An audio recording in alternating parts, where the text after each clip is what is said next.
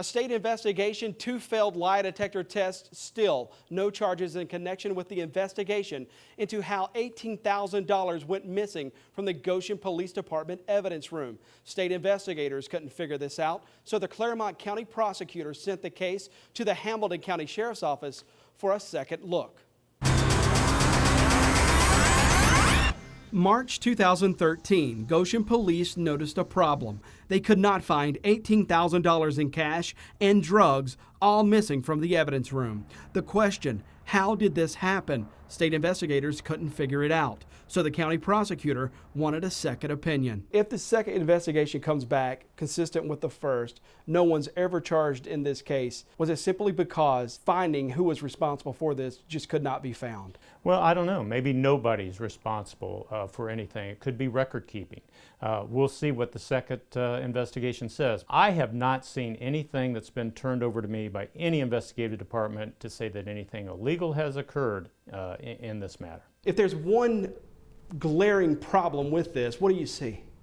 Well, nobody really knows what happened. Mike Allen's the former Hamilton County prosecutor. Allen says Goshen police have almost ensured all 97 suspects in the 26 cases of missing evidence will walk scot-free. Many of those suspects were suspected of drug trafficking. If you were handed these 26 cases with problems with missing evidence as a prosecutor, would you take those prosecutions on? Absolutely not. The BCI file shows 2 cops failed lie detector tests during the state's investigation. Goshen Police's second in charge, Bob Rose, was one. Sergeant Don Hampton was the other.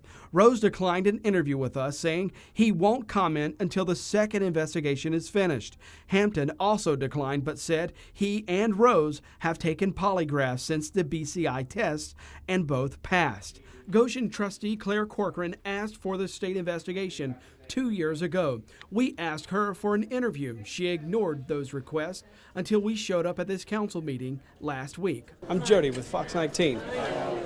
Corcoran later agreed to talk with us about the BCI investigation. Even though BCI could not determine what happened in the case, Corcoran's bothered by those lie detector tests. Does that concern you that you have 2 officers here who failed a polygraph? Yes, it concerns me, and those are 2 officers that were never reprimanded. Those are 2 officers, one is a captain, one is a sergeant, that are still on duty. We asked the county prosecutor whether those polygraphs created a problem for him working those officers' cases in the future. Does it concern you that 2 officers were found to be deceptive? I'm not going to comment on anything that occurred in the investigation. For Mike Allen, those polygraph results create major credibility issues. I'd have a problem with those officers. I think I would probably certainly look at some type of administrative action, as in lose your job. Our sources tell us Hamilton County Sheriff's investigators are close to finishing their reinvestigation. If the second investigation comes back as inconclusive, Mike Allen says it does not mean everyone's hands are clean. It absolutely does not mean that no crime was committed. All it means is that no crime can be proven beyond a reasonable doubt. Again, no officer's been accused of any crime or wrongdoing in the first investigation. We're told the sheriff's office is days away from wrapping up its work. Then we'll turn the case back over to the Claremont County prosecutor, who will determine if any charges are warranted. As soon as that happens, we'll be there to cover it. I'm Jody Barr. Thanks for watching this Fox 19 Now investigation.